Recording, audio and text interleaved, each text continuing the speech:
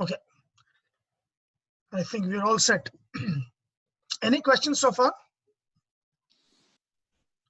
Neil, you're recording, right? Because usually I see a record button, I don't see it. Yeah, it's recording. I just started it. Yeah, any questions so far? So one question I had, Sunil, was why does Paramatma needs to take avatars? It's just I mean, Leela. why can't Shiva be Shiva and do it rather than? Why can't you be what? Why can't Shiva do in his original form? Why as a Shuka Maharshi, or why as a Durvasa, or why? I mean, that's why the sutra it says Lokavattu Leela Kaivalyam, right? It's a play. And within the play, there are of course contexts, right? The Vishnu gets cursed to take the avatars, right? So they are all there, right, to take avatars to end out. For example, for Krishna avatars to end, Gandhari curses Krishna. Krishna gets cursed by so many people, for the destruction that, Gandhari says, you could have stopped it, but you did not. So I curse that the same destruction happens to the Yadus, right, the Yadavas. And so these are all kind of the situations that he creates to make these things happen. I mean, the Dashavatara itself happened because of the curse, right? So Bhrigu cursed him, and so the Dashavatara happened because of that. But again, he made him curse. It's a play. There's no reason. Okay, could he have done without it? Yes, of course. But he chooses to play the way he wants to, right? I mean, there's no reason for it. Okay. That's called Leela. Leela means there's no reason for it. It's just a play. Yeah.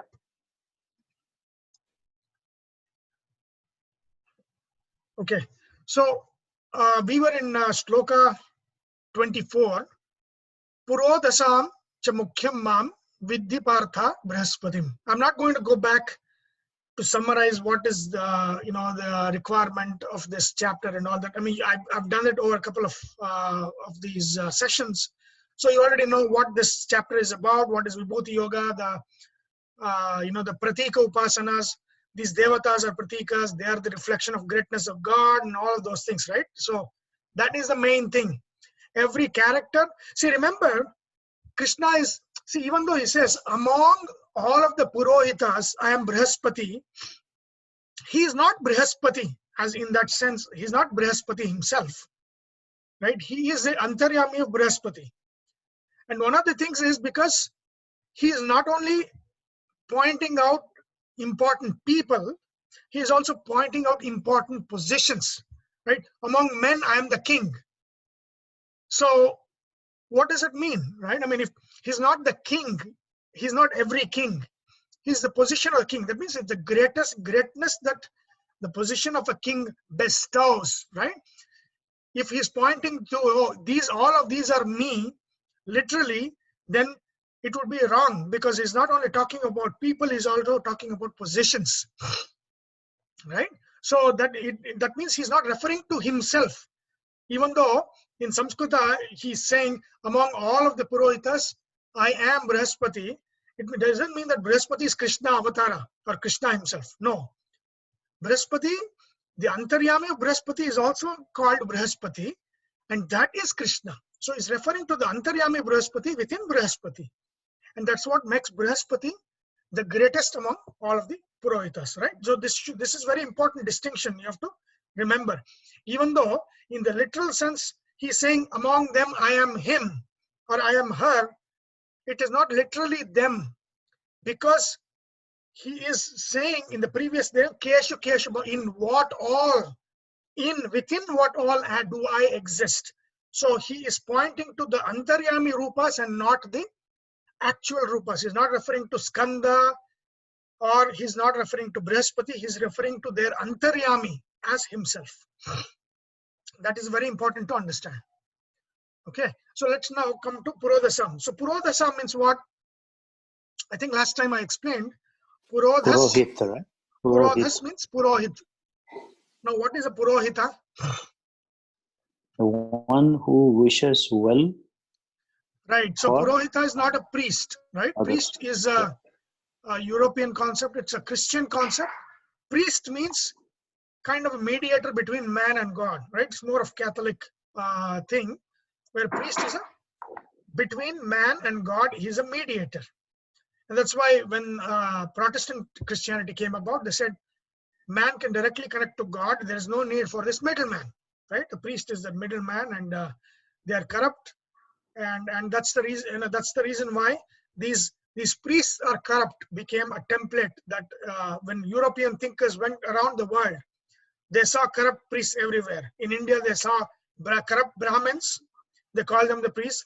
In Egypt, there's corrupt priests of Egyptian religion, which I don't even know what Egyptian religion is, Mesopotamian, or even in Americas, right? If you look at South America, Incas or Aztecs, you'll see, the human sacrifice done by the corrupt priests, right?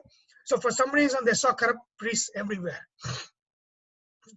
And so that's a very Christian concept, which has some historical context within Europe, nothing to do with India. But in India, Purohita meant Puram eva, Pura eva hitam chintayati iti Purohita. That means basically a Purohita is in today's terms means your advisor. Right? You have people who advise you. They are the advisors because Pura eva hitam chintayati. That means they think about your welfare before itself, so that they can guide you in the world on what you have to do, what you should not do, things like that they can guide you. And therefore, these guides and advisors, they were called Purohitas, right? So they have no function as a mediator between man and God. I mean, there's no concept like that in Hindu Dharma. So calling them priests, when we say HTW priests, that's not the right concept. They are Purohitas. Even though that job is more of pujari, they do pujas now, not exactly act as advisors. But at one point of time, the vocation of Purohita was a very, very, very respectable job, right? Like today's doctors and computer science, right? When you have them, you get the girls. At that time, you're a Purohita, then they would give you the girl in marriage, right? A Purohita means, oh, he's an advisor. He's in a very big position. He is in the advisory role. So at one point of time, Purohitas was a very great role, right? And Purohitas within the yajnas, right? And one of the important guidance, how they bring the hita, the good, was to officiate these sacrifices. Again, I'm using the English term. These offerings, I should say offerings, yajnas. So in any yajna, any kind of yajna, how many, like when you do yajna in your house, how many priests will come? One, two. One, or at the maximum two, right? But in a traditional yajna, there were 16 main of these Purohitas that were there. 16. Wow. Right? And each of them had a different name. So there's a Hotara, like there's the first mantra of the Rigveda is Agnimile Purohitam Yajnasya Devam Ratvijam Hotaram Ratnadatamam. So Agni is present in all of these Purohitas, and then because who are part of the Yajna. And he identifies in the Rigveda mantra, first Rigveda mantra, it identifies who all are those Hota. You know what hota is? Hota. There are 4 of these purohitas that are called hotas in a yajna. Their job is this. They use Rigveda mantras. See, Rigveda mantras are mantras for calling the deities. Right? When you, for example, when you do any puja, you do prana pratistapa, all the prana pratistapana, right? So that is actually a method of calling the deities to come, and in yajna, to take the offering that is offered, you call the devatas. So the job of this, there was one hota and he had 3 assistants. So there are 4 of these that only recite Rigveda mantras in a yajna. And their job is to use, for example, if they want to call Agni, they'll call Agnim Dutam, some Rigveda mantra where you're doing Ahvana. Hota is one who does Ahvana, who invites the deities, and they only chant Rigveda mantras. So Rigveda mantras are the mantras used to call. You call the deities, right? And then there were Purohitas who would chant Yajurveda mantras, and they are the ones who is offering the homa, the havis, in the fire. So they were Yajurvedis, right? And there were hold on. So they were Yajurvedis, and their job is to, when the Rigvedis call the devatas, the Yajurvedis add they're called the Advaryus. What they do? They add the havis in the fire. Again, there's one, a main one, and then 3 assistants for that. So one set of 4 purohitas with one leader called hotaras. They chant the Rigveda mantras to call the deities. One set of Yajurveda purohitas, of which one is the leader, Advaryu. They are the one responsible to put havis with Yajurveda mantras in the fire. And then there is another set called Udghatrus. So Udghatrus, their job is to use the Samaveda mantra and sing the chants. Right? Again, there's one Udghatru main with 3 assistants. So there's totally 12 of these. One invitation, one offering, one singing. And then overseeing this 12, there is a main Purohita. It's called the Purohita, the main Purohita. That is the leader. Their job is not to do nothing. Their job is to see whether the chanting was done properly or not, or if something improper was uttered. They do prashchitta for that. They want to make sure that no lapse happens, so that bad things go to the yajamana, the one who's the one who is officiating this, the yajna, right? So the job is to make sure all the mantras are done, chanted properly, things are done in a proper way. So they oversee it. Again, there is one main with 3 assistants, right? So he is the main Purohita of the yajna, and he has 3 assistants who look at all of the process that's done for the yajnas to make sure the mantras were chanted right, the correct mantras were chanted, the correct offerings was done, and if there is any lapse, they offer prayashchitta to make sure that the bad does not go to the one who is doing the yajna. So they needed 16 of these, and then they would invite a lot of other rishis and purohitas for the dakshina and all of those things, right? So when they did yajna, you needed 16 of those. 16 of those. So when Yudhishthira does Rajasuya Ashwamedha Yajna, that main person was Vedavyasa. So Vedavyasa was the one who is officiating it.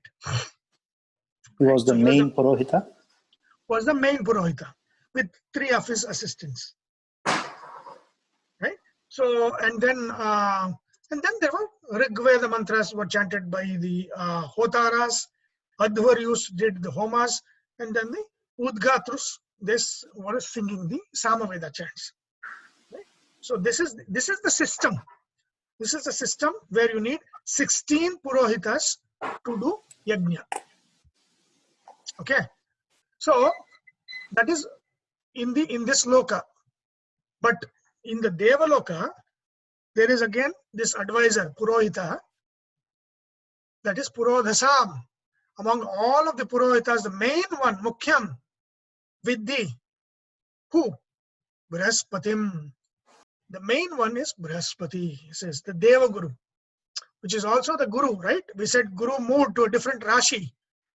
That Guru, the planet is the planet, but he is the Adi Devata, Adipati of the planet called Jupiter, which is right now in Makara, which is a Capricorn, right? So he is the let's look at his avatars and all of the other things. And okay, I have to stop sharing this.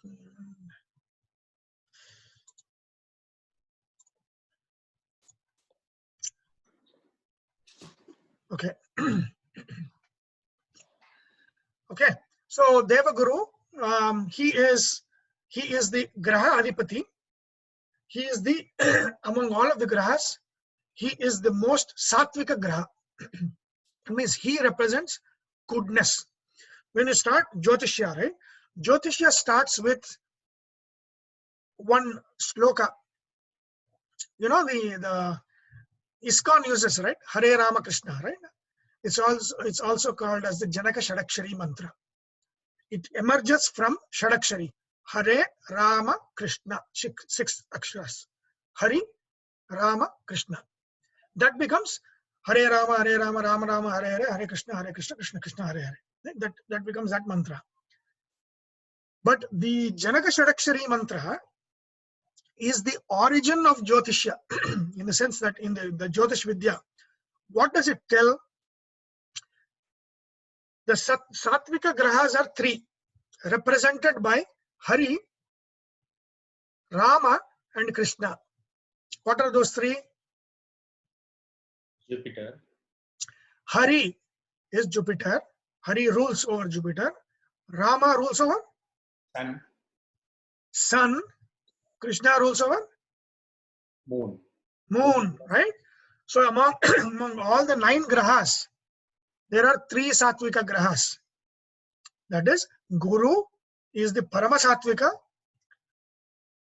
Ravi or Sun, and Chandra.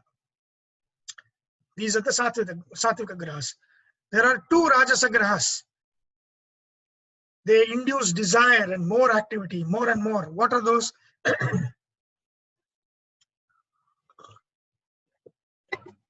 Who induces desire? Mars and Saturn. Rahu. No, Rahu induces. He's the cause. But again, 2 desires. Shukra. Buddha is, he wants you to be working all the time. Buddha is Vanijyakaraka, right? Business. He's a business guy. All kinds of work. He is dissatisfied with work. Always wants to do more and more and more and more. So that is Buddha. Who is the other one? Shukra. Shukra is a Rajasa Graha. He wants you to enjoy more and more and more and more and more. So these 2 guys are Rajasa Grahas. So 3 Sattvika Grahas, 2 Rajasa Grahas, and then 4 Tamasa Grahas. What are those? Kuja, Mars, representing violence. Shani, Saturn, representing Dukkha. Rahu, representing what? Extremity, shock, right? Rahu represents shock value. Shocking, right? The 9/11 was a shock. So that is Rahu. Rahu represents that shock. Ketu. Again, Ketu has a very, he's both bad and both very good. He's also moksha, represents the moksha karaka. But Ketu is again instability, right? Unstable. Ketu is unstable. So if Rahu is the snake, Ketu is the... See, Rahu bites with its mouth. It's called the snake, right? The poison it carries in the mouth. Ketu carries the poison in its tail. Scorpio, right? Vrishchika Rashi is the house where it lives, right? So they both carry the poison. Where did that poison come from? Alakala Visha. Hala Visha. In the Samudramantana, that drop, that which became the template for all the poisons in the world. One is in the snake, and which is the representative of Rahu, which carries in its mouth. And the other one is the Scorpio, that carries that poison Visha in its tail. So both of them, they work in two different ways, right? So these are all the grahas. So this will tell you, the whole of Jyotisha starts with this. Who are the Satvika grahas? That is represented by Janaka Sharakshari mantra, Hare Rama Krishna. That Parama Satvika among all the grahas, the best Satvika graha is Brihaspati. Why? Do you know why? He's a Jnana Guru. He provides luster, right? The light, fullness of light is in Guru, highest sense in Guru. Direction. Then, what is that? Because without Guru, you have no direction. You have no direction, correct. Guru is also Akasha, he rules the Akasha Tattva. So he gives the direction, but he is the Paramasatvika because he provides the light, the correct guidance. Shukra also provides guidance, but that guidance is not the correct guidance, in the sense that even though Shukra is also the greatest Purohita after Brihaspati, there are only two great Purohitas. One is Brihaspati, one is Shukra. And Krishna mentions Shukra later on, among Kavis, but again, Shukra is also Shastra Pravaktara. That means he is an advisor. He is also a Purohita for the Devatas. For the Asuras. But his guidance is wrong.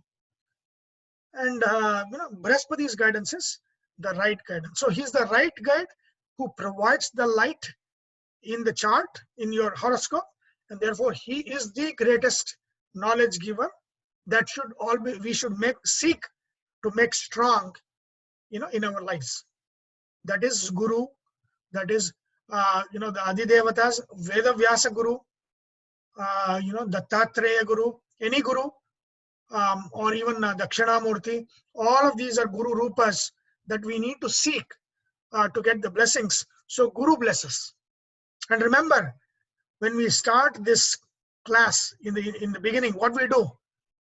We first do Veda Vyasa Mantra, Guru Rupa. Then we do Ganesha. What is the third one we do? Narayana Namaskar. That is the fourth one. What is the third one? For You years, said Brhaspatim, Varenyam. That is called as Brihaspati Gayatri Mantra. That's the Gayatri Mantra for Brihaspati. That is the one that gives knowledge. Rushabham Charshaninam Vishwarupam Adabhyam Brihaspatim Varenyam. So that is the Brihaspati Gayatri. So he is the knowledge, he is the light, right? So we are praying to that light to guide us in this interaction so that I can tell you the right thing and not misguide you. I can see in the Puranas, I forget the shloka which it says this, right? There are two vocations that is very easy to go to Naraka Loka. One is Purohita, right? You make mistakes chanting and you make mistakes while doing all the karmas. Then it is easily you are going to Naraka Loka. Right? So that is very. So is it better not to do if you don't do it right?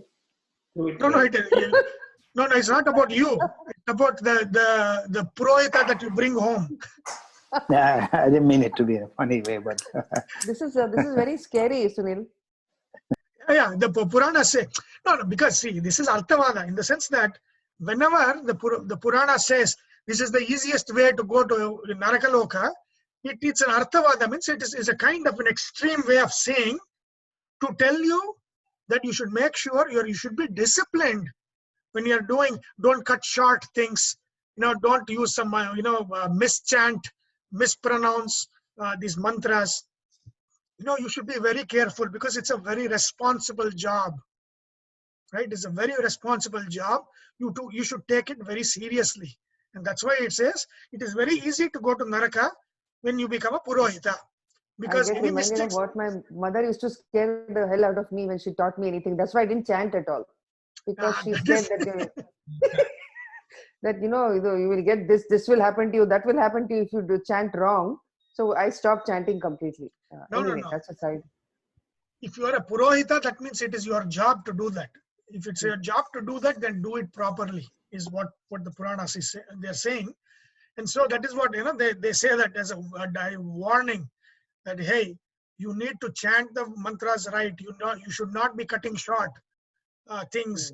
You should be doing all of these the right way, so that the good accrues to the one who is performing the yajnas, because they've got you, the Purohitas, to do the yajna for them. So you should do it in a proper way, so that the good accrues to the one who has hired you, right? So he is Deva Purohita. So Brhaspati is a Deva Purohita. So he is Indra's Hita means what? If you look at all of the Devata stories, the one who warns Indra about what is coming and what is not coming and what he should do, that is Brihaspati, right? The same job Shukra would do for the Asura kings. Like for example, Bali, he will say, oh, do not grant this boon to this Vamana. He's Vishnu himself, don't do it, right?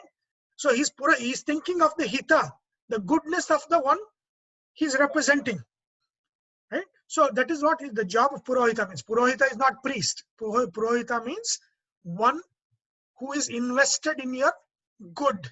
So he will guide you. Purohita means a guide. He will guide you in the world by making, or by giving you advice, by doing all of the yajnas and homas when it is required. So an overall spiritual guide in this world for you, right? You have your teacher, you have all the other stuff, but he is a spiritual guide, the one who guides you in the spiritual dharma matters, spiritual matters. Okay, so now let's look at Guru. His wife is Tara.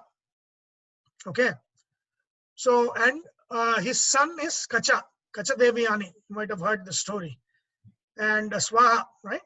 And Buddha is also the son of Tara, but through Chandra. And I think I already mentioned this story before, right? How Buddha was born and all those things. So that is it. So Buddha and Guru in the same house.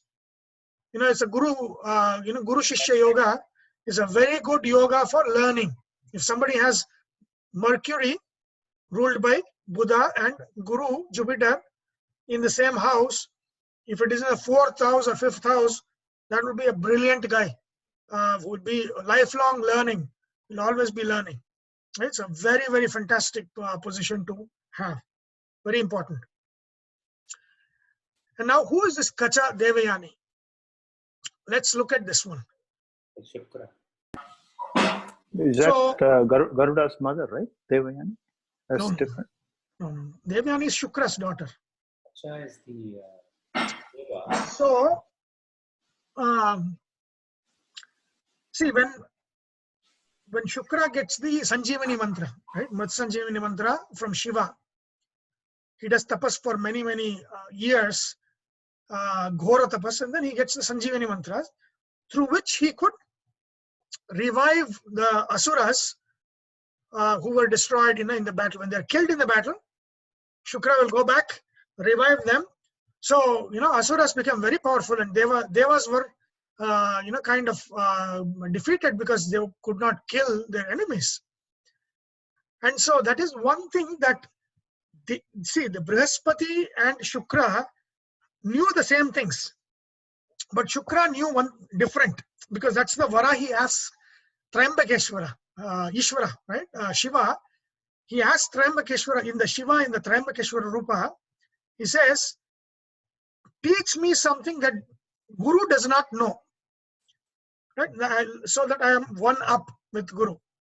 And so he says, okay, you do this tapas, and if you do it, then I'll give you. And so Shukra does tapas for many, many years, and he gets the Mritya Sanjeevani mantra, and so which the Brihaspati didn't know. So, and the Devatas didn't have the Amrita. So now they are getting defeated in the battles, and they are losing their lives. And so they devised this plan of sending Kacha. Brihaspati's son Kacha to go become a student of his rival, Shukra. Yes. Okay. Devayani is Shukra's daughter. Yes. Okay. So the Kacha goes to Asuras, to Shukra. See, even though his enemy's son, because he's come to learn, Shukra accepts him. So, and of course, Kacha was Paramasattvika. So, and he accepts him as a student. And Kacha, he serves Shukra for years and years and years. And that, of course, he wants to learn Mritya Sanjeevani mantra, but the situation doesn't arise. Shukra's daughter Devayani, she falls in love with Kacha. And the Asuras know that Kacha is from the Deva side, right? He's Brihaspati's son. They know that he wants to learn Mritya Sanjeevani mantra, which will give them advantage, right? It's like knowing the nuclear code, right? And so they don't want to have that. So what they do, they try to kill Kacha. So whenever he takes the cows out, to graze them, they would attack him. So they would attack and kill him.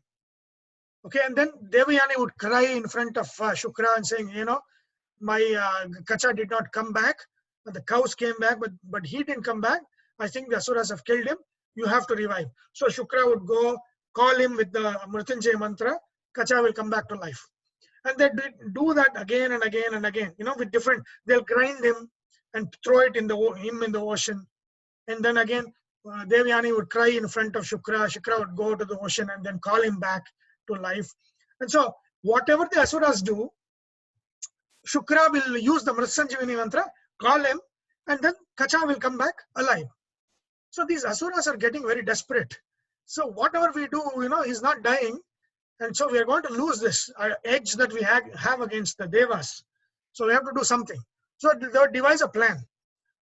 So next time we kill him, we'll make sure that we feed him to Shukra. Yeah. So then, so again, when he goes out to graze the cows, they catch hold of him. They'll grind him to paste. Okay. They will mix it with wine. They'll mix it with wine. Okay. And then they give it to Shukra. Okay. Shukra drinks the wine. And then he's inside now. Kacha is inside. Again, same. Devayani cries. Kacha has not come. What should we do? I think he's been attacked by Asuras again. Then, Shukra, through his, his meditation, comes to know Kacha. He has drunk Kacha through the wine that he has drunk. Now, there's a dilemma. If he uses the Mritya Sanjeevani mantra, Kacha will come out of him and he will be killed. Shukra, because he's inside Shukra's body, in his tummy, he'll come out of tummy and Shukra will be dead. So he cannot be revived because that's it, right? Nobody else knows it. So then he says, okay, it's time to teach him this one. And therefore, he will call him in his tummy and then he will teach him the Mritya Sanjeevani mantra in his tummy. So Kacha will learn the Mritya Sanjeevani mantra in his tummy. And then once he has learnt it, then Shukra uses that mantra to call Kacha out. So he will burst open from Shukracharya's stomach and comes out. Of course, Shukra is dead. Right? So then Kacha uses that mantra, Mrit Sanjeevani mantra, to revive Shukracharya, and then Shukracharya is revived. And then now that the job is done, it's time for Kacha. Now he has Mrit Sanjeevani mantra to go back to the Devas. So when he's ready to go back, then Devayani says, I am in love with you, and I want you to marry me. Then Kacha says, no, I've never seen you like that. And because I've come out of the father, we were in the same place. Where I was in the same place like you were. So we came from the same place, which is Shukra. And therefore because father and mother are different, no? What? Father and mother are different. What do you mean by father and mother are different? I mean, she didn't come from her father's stomach. She did. Okay, no, the way it's being treated as the same thing, whether father or mother, basically. No. Remember, where does the jiva go first? To the father's body. Okay. Yes, from the rain to the ground to the seeds. Right? Yes. Anna, to Anna to Pita to Mata. Right? So you have also gone to Pita, to his tummy. I have also gone to his tummy. We both come from the same father. So you are like my sister. You are not like my sister. You are my sister because we came from the tummy of Shukra. You are my sister, and I will not marry you. So this is the earliest evidence we can say of the fact that siblings don't marry, which can be cited from what I'm seeing it as. Yeah. So and then he goes away, and then of course she curses him that you shall not be able to use this, the mantra to revive. Of course, and then he gives the mantra to Brhaspati and the Devatas, and Devatas get the knowledge of the Sanjeevani mantra, and he in turn curses Devayani. He'll say, you will not marry any Brahmana, you will only marry a Kshatriya. And then you will see, later on, the whole of Mahabharata starts with that, right? Yayati. Right? And a fight with Sharmishta.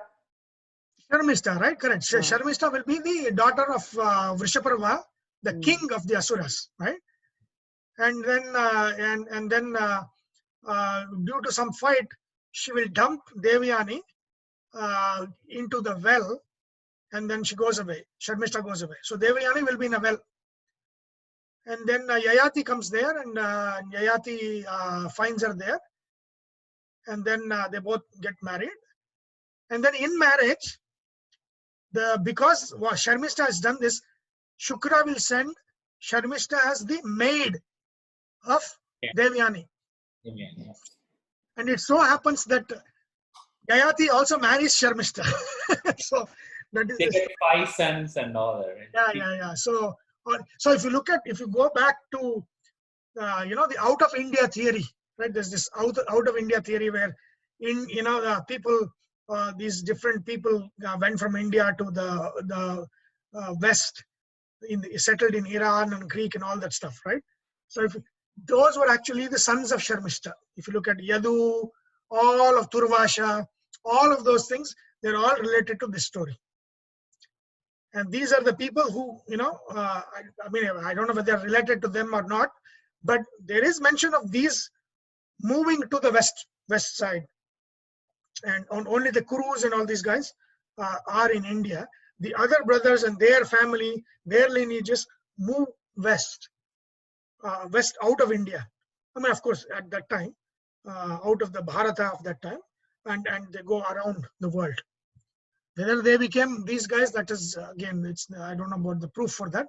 But there is, of course, the movement of these sons of Sharmishta out of India. That is there. So these are, Mahabharata story starts with the story of Yayati.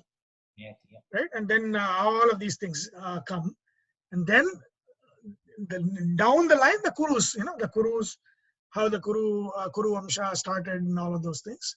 Then Shantanu is the main figure, and then Shantanu, Bhishma, and then story of all of the other people. That's the source of Mahabharata, is in this fight of Devayani and Sharmishta. They hate each other. But Shukra is the guru of Vrishaparva. And so he tells Vrishaparva that your daughter, because of arrogance, dumped my daughter in the well. She must be her servant. She must go as a maid. And then finally she becomes but again, she is from the Asura Vamsha. So there's a lot of Asuras there. You can trace all the people who emerged out of India. A lot of Asura blood is there. Yeah. Anyway, so that is the Devayani, Sharmishta, Kacha, all of those, right? And That's then part of Mahabharata, right? Part of Mahabharata, yes. Even though Mahabharata proper starts with Shantanu, this is even pre-Mahabharata. This is like way before, a lot of before in the Dwapara, that these things happen. It's not mentioned anywhere else except in the Mahabharata. No, it's mentioned in even Bhagavata. It's mentioned in Puranas. This Kacha Devyani story. Okay. Yes. What does Kacha mean? Kacha, I don't know. I have to look up.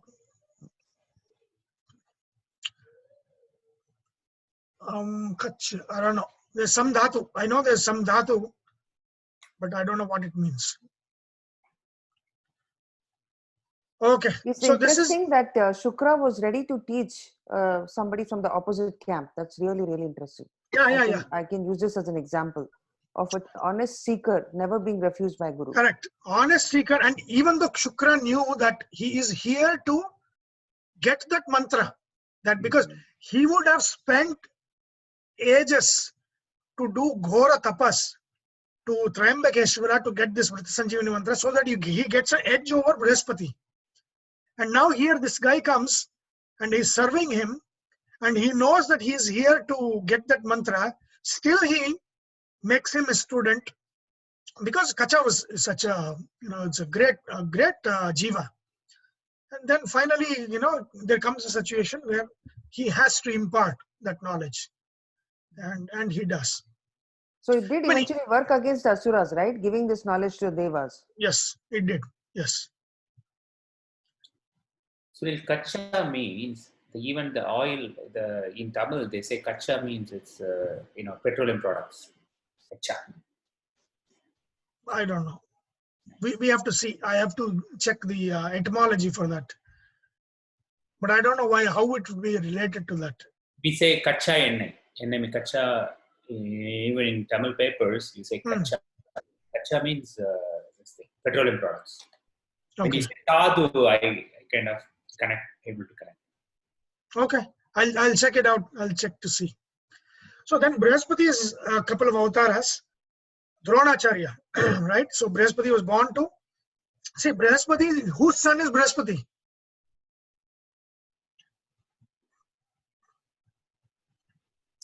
Angirasa, right? The Saptarishi. Marichi, Atri, Angirasa, Pulastya, Pulaha, Kratu, Vasishta. So that Angirasa Putra is Brhaspati. So Brhaspati, and then Samvarta, and then Utatya. So these are the kids of Angirasa. So Angirasa, the greatness of the Rishi. This is the lineage. See, just like Atri was the lineage of healing, right? Moon. Angirasa is the lineage of Agni. They carried Agni through them. When Agni was doing tapas, and he was no longer the Abhimani Devata of Agni, fire in the universe, right? Angirasa took over that role of Agni. He became the Abhimani of all fires that burns. So he is also Agni, like substitute. When Agni went to do tapasya, Angirasa substituted for Agni and became Agni Abhimani Devata for some time, right? So he is Agni. So that lineage carries Agni. That lineage of Angirasa, which is Angara, right? Angara means is fire. So Angara. Mars. Angara. Means Mars, right? Angaraka. Angaraka. So that is again. Last time I talked about angel, right? Angel also comes from that. Angara. Angirasas is the lineage. So Angirasas son is Brihaspati and Samvarta and Utatya.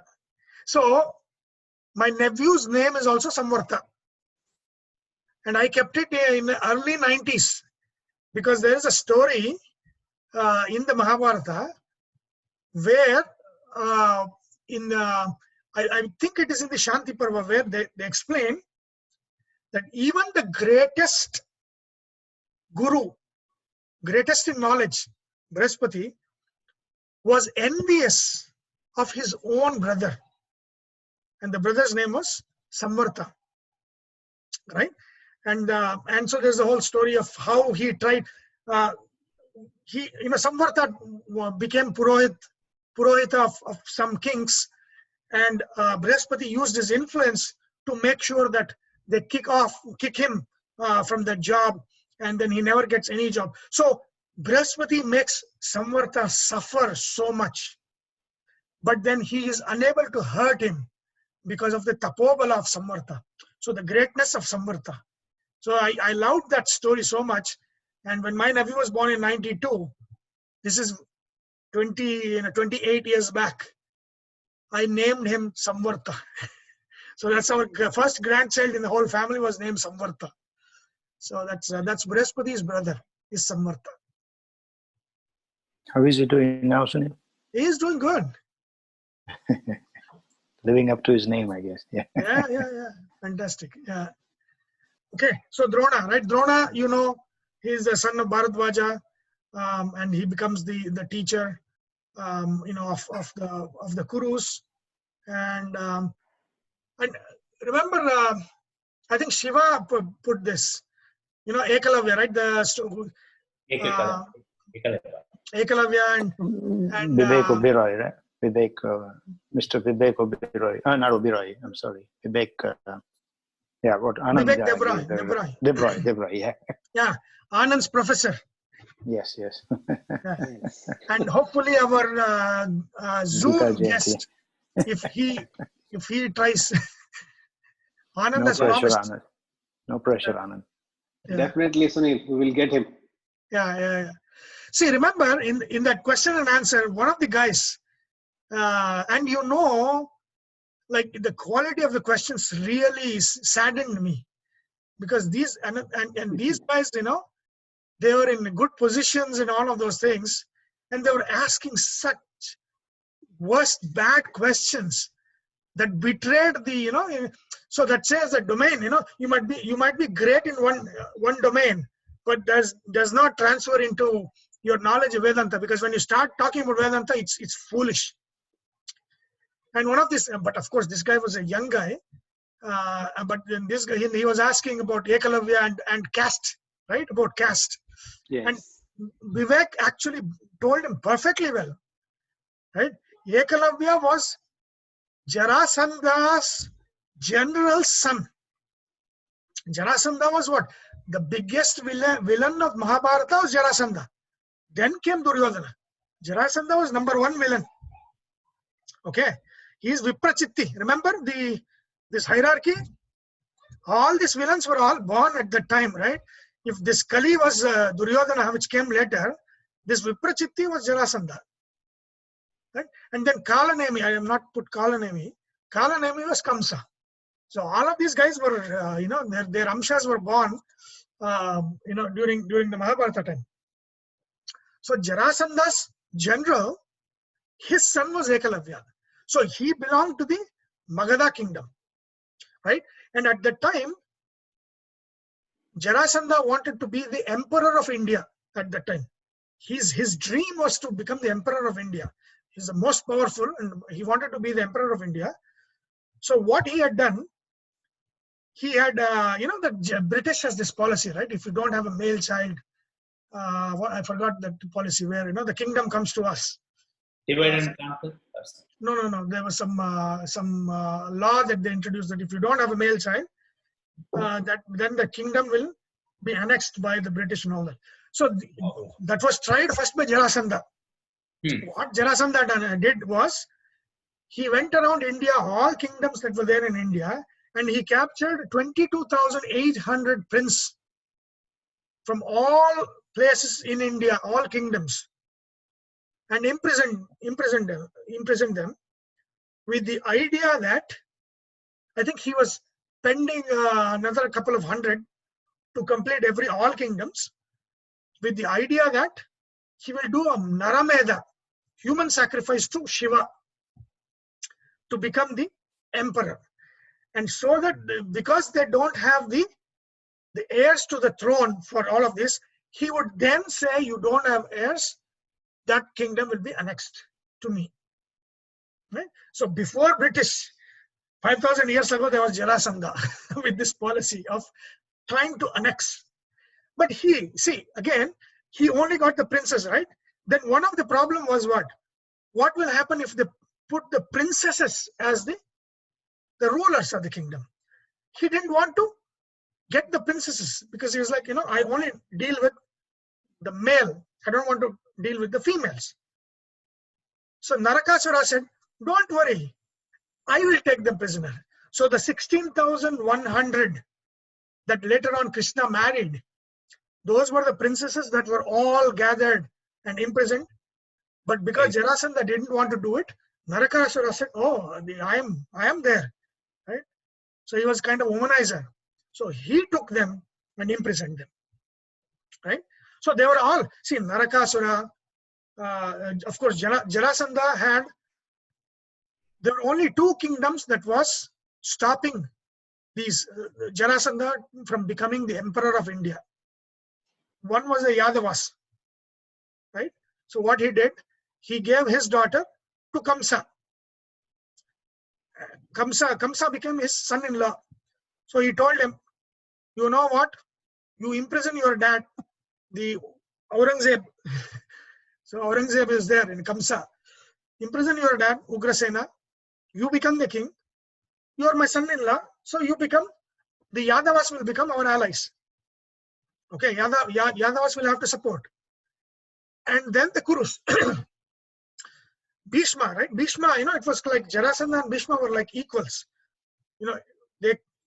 Bhishma would have defeated Jarasandha, Jarasandha would have defeated Bhishma. You never knew who would defeat who. So what he did, because of his equal, Jarasandha made a pact with Bhishma. Magadha will never attack Kurus. Kurus shall never attack Magadhas. That's a treaty.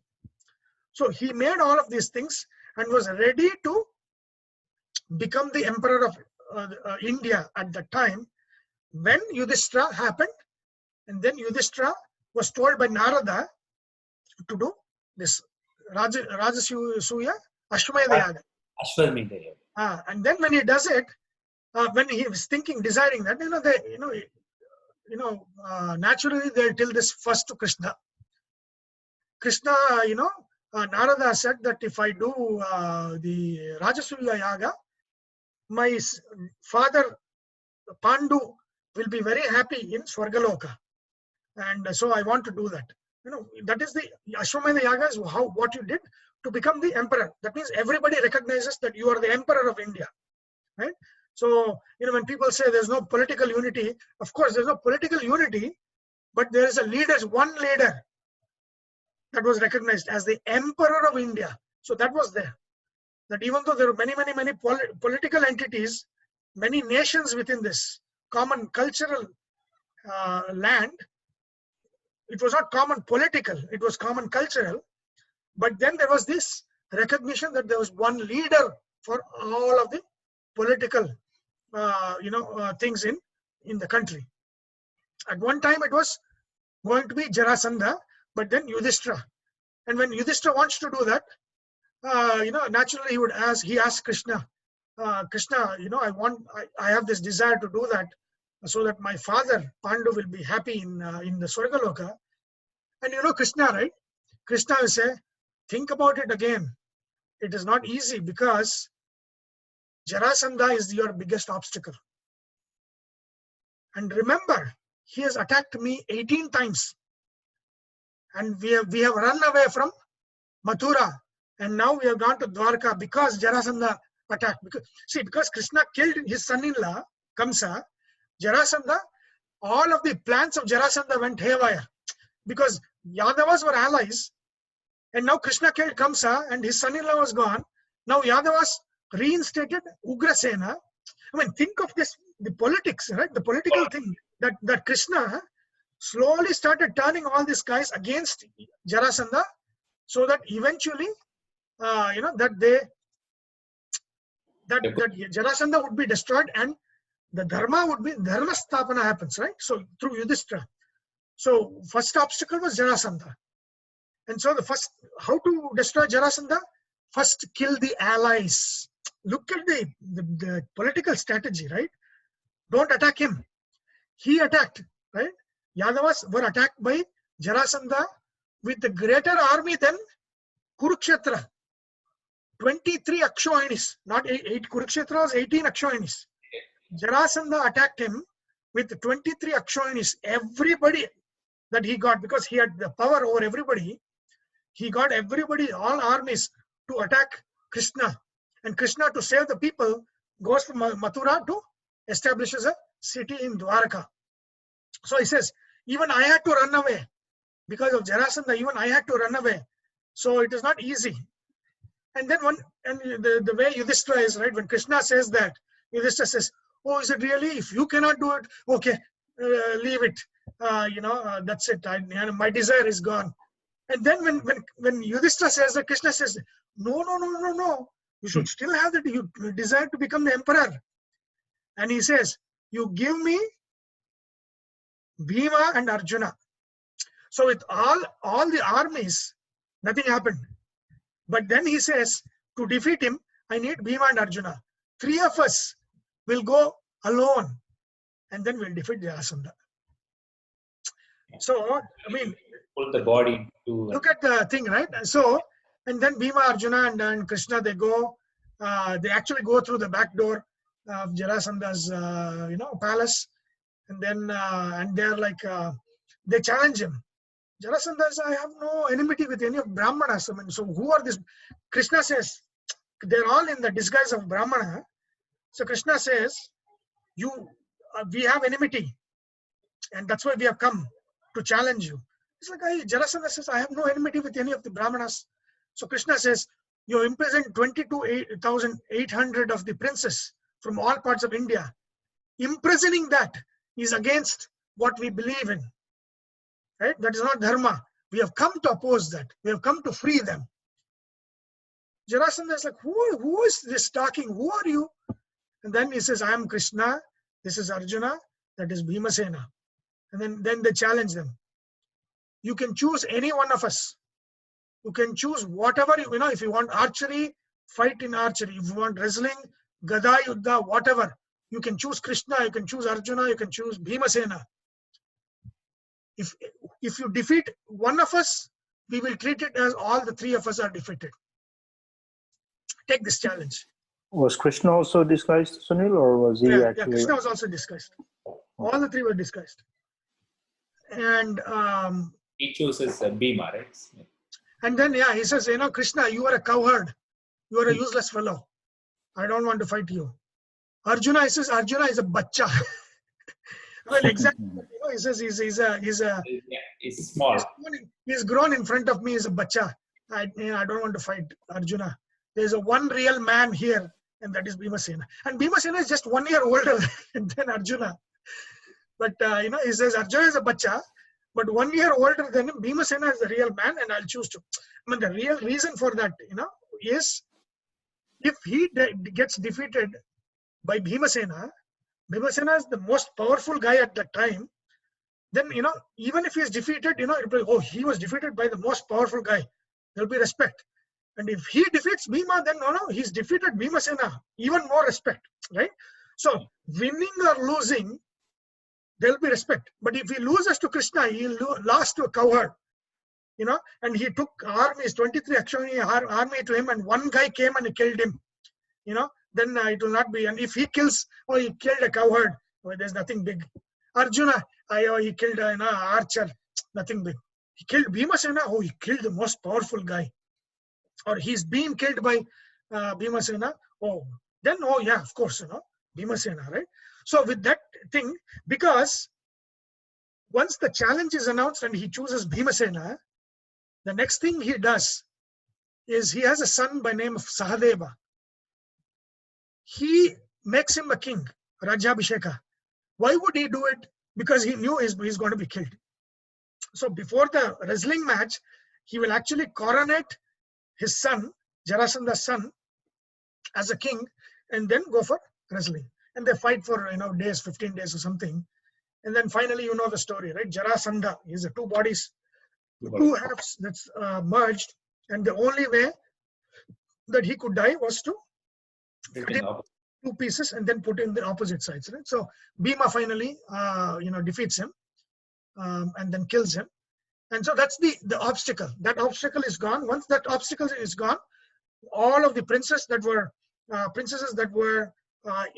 imprisoned by Jarasandha, they are freed. And then, Krishna says, hey, you guys are free, but we have one request. If you so choose, please accept Yudhishthira as the Samrat of India. And they're like, oh yeah, of course, we'll accept him. And then, then he does the Rajasuya. And so that's how Yudhishthira becomes the Samrat when they're in Indraprastha. Right? This is before the dice game and all that stuff. He becomes the Samrat of India. And then, and that is when he defeats Jarasandha, who is the biggest villain of the time. And then, of course, Duryodhana emerges of the next villain, and then leading to Kurukshetra war. And people who are his, because Krishna had killed Kamsa, one right-hand man, Narakasura, left-hand man, and then during the Rajasuya, his adopted, what's his name? Shishupala. Shishupala is Jarasandha considers him a son, right? So Shishupala comes to Rajasuya to disturb that because he's angry that Jarasandha was killed.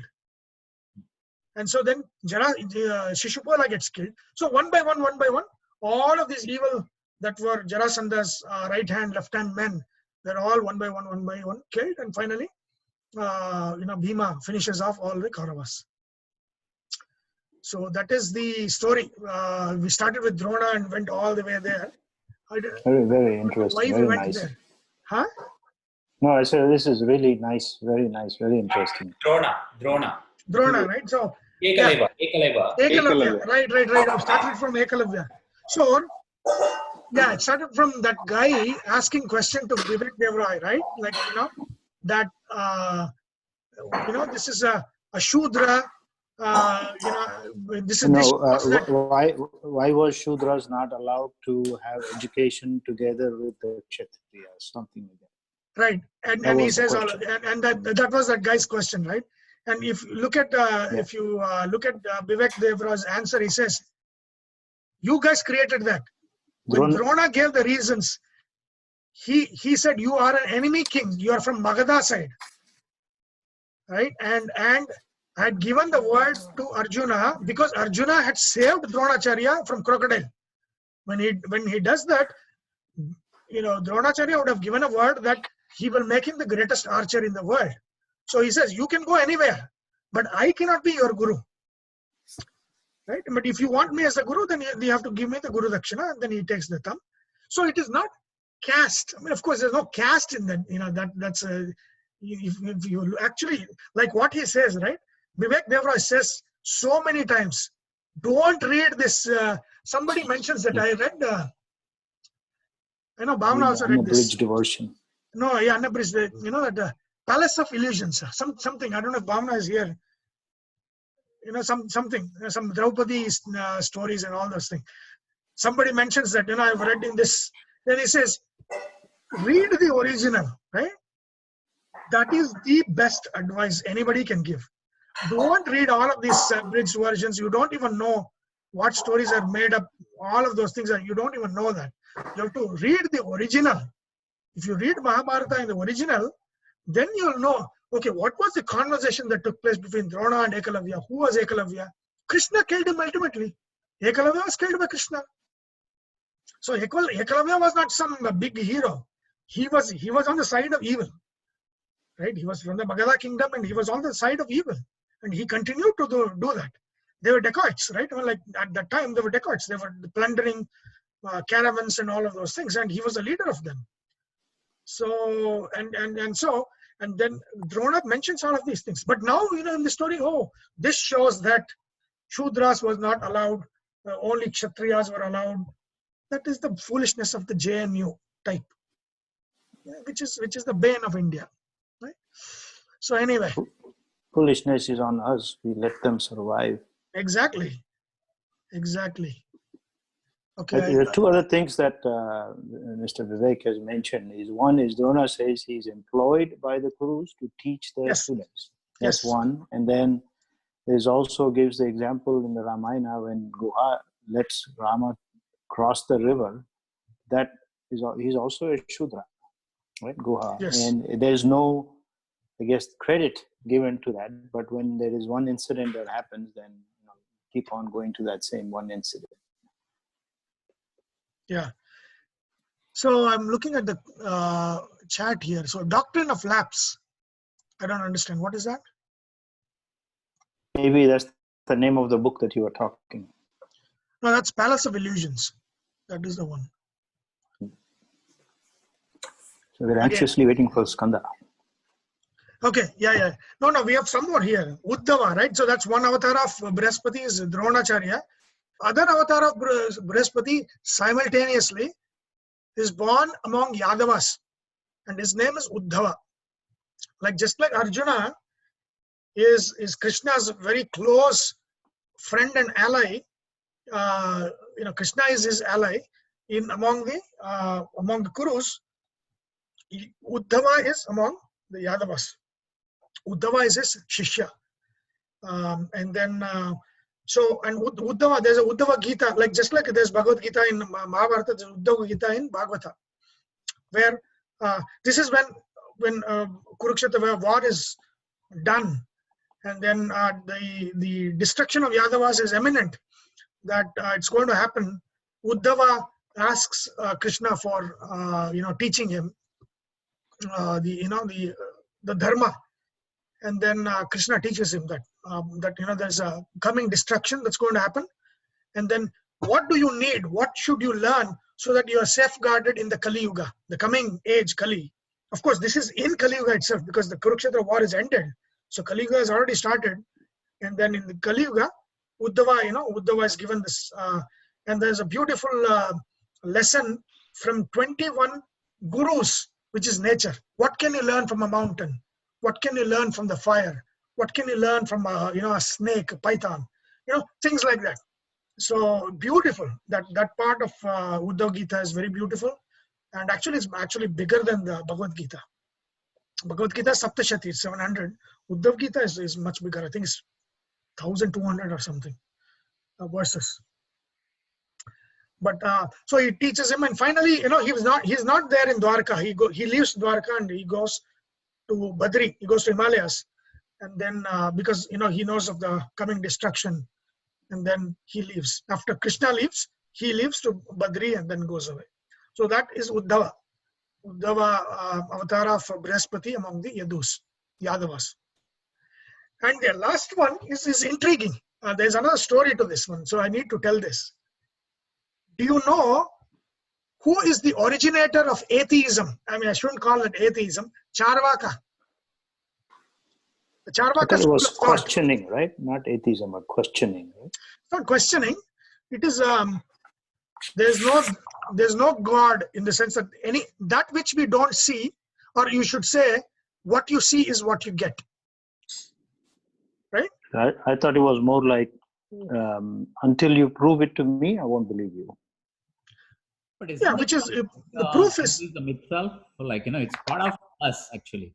That questioning part is part of us, and then that's another way of realizing God. No, there's no God there. In Charvaka, that which is realizing the moksha, whatever we want to call, that ultimate self-realization, you can attain even by questioning. He's not there. No. Okay.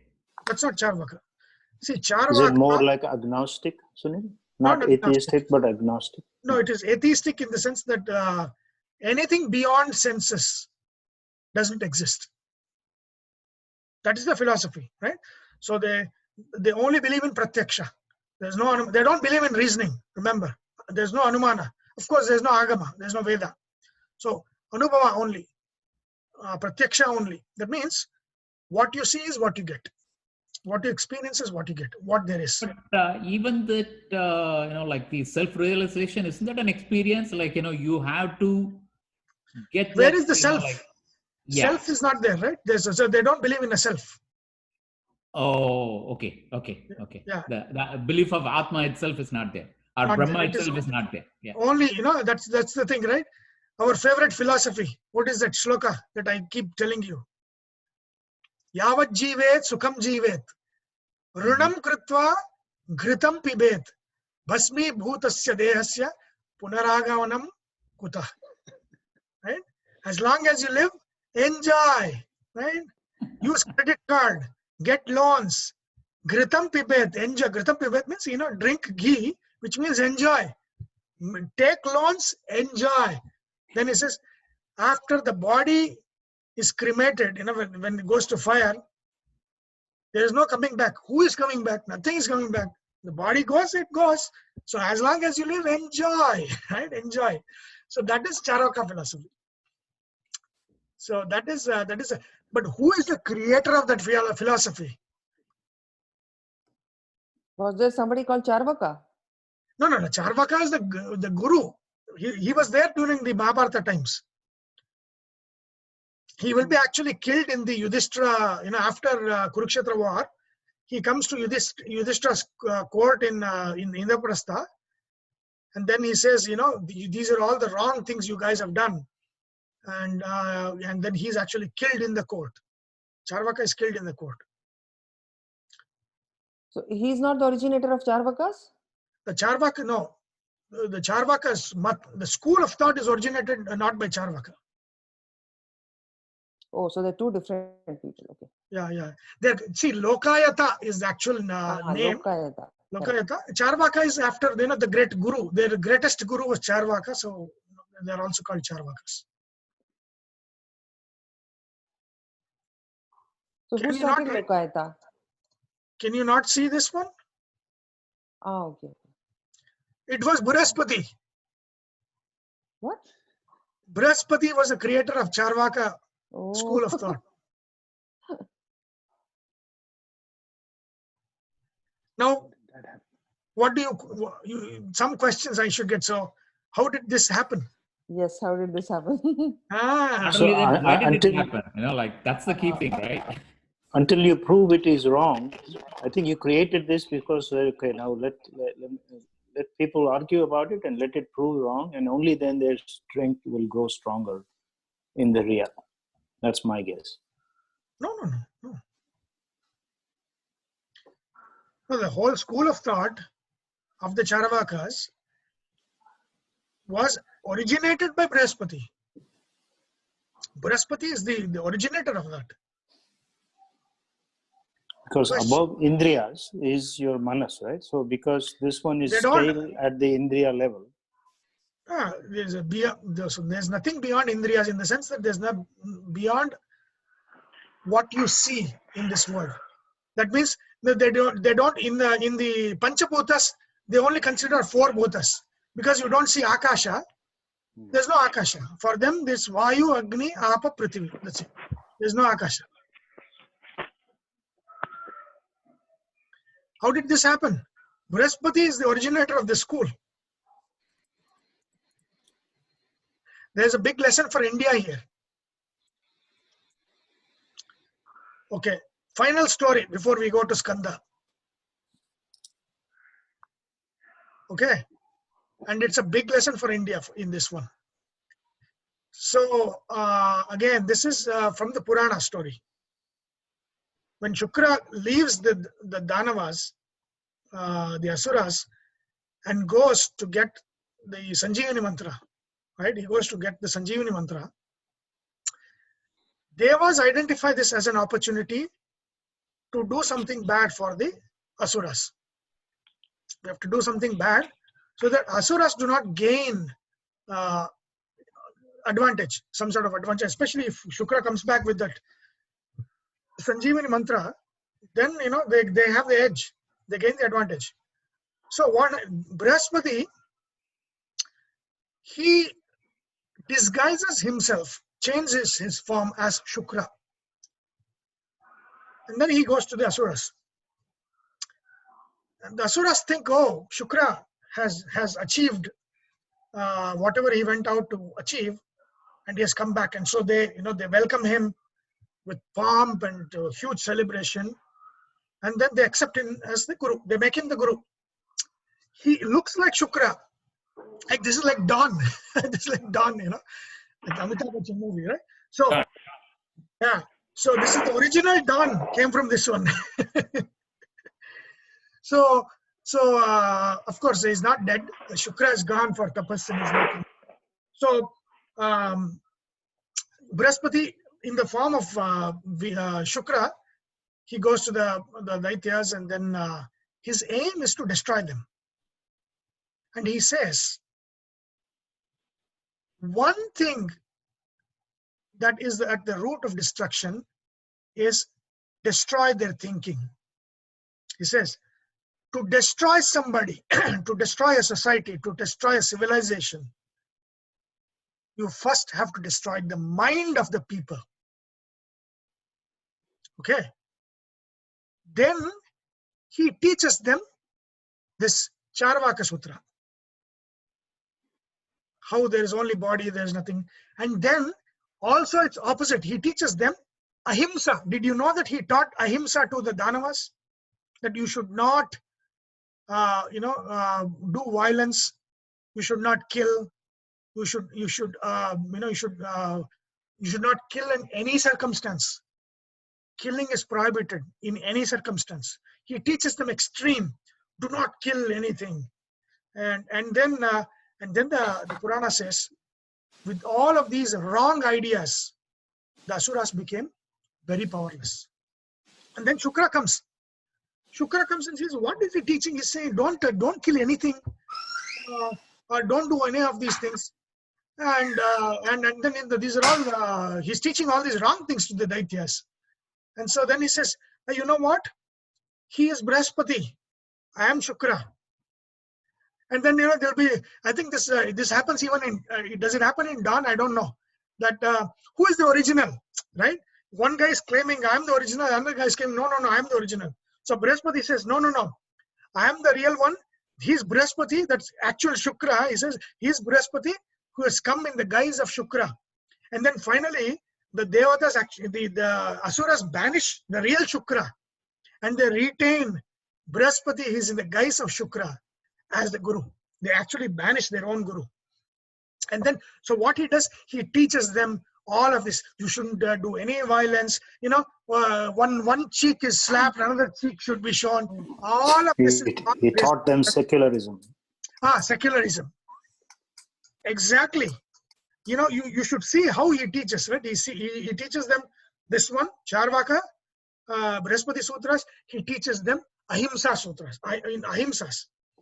So these sutras exist right now, Sunil? We can actually... No? Nothing? No. Okay. There are bits and pieces that are in works like 500, 600 years ago.